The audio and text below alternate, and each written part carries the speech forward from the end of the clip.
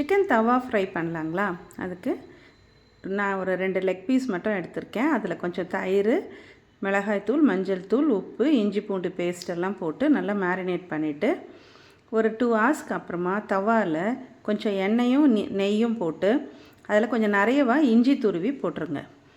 அது மேலே இப்போ இந்த மேரினேட் பண்ண சிக்கனை எடுத்து வச்சு மூடி வச்சுருங்க ஒரு 2 நிமிஷத்துக்கு. அதுக்குள்ளே ஒரு 5 பச்சை மிளகா, கொஞ்சம் கறிவேப்பிலை எடுத்து சுத்தம் பண்ணி வச்சுக்கோங்க. இப்போ அது மேலே போட்டுருங்க. போட்டு திருப்பி மூடி விட்டுருங்க. திருப்பி போட்டு ஒரு 5 நிமிஷத்துக்கு அப்புறமா இது நல்லாவே குக் ஆகிட்ருக்கும். அதுக்குள்ளே கொஞ்சம் ஒரு சைடு ரோஸ்ட்டும் ஆகிட்ருக்கும். இப்போது வெங்காயத்தை கொஞ்சம் நீல வாக்கில் கட் பண்ணி அதையும் சேர்த்துட்டு கொஞ்சமாக கரம் மசாலா, கொஞ்சம் சால்ட் அண்ட் பெப்பர் இதெல்லாம் போட்டு ஒரு ஸ்பூன் பட்டரும் போட்டு மூடி வச்சு எடுத்திங்கன்னா உங்கள் ஃப்ரை ரெடி.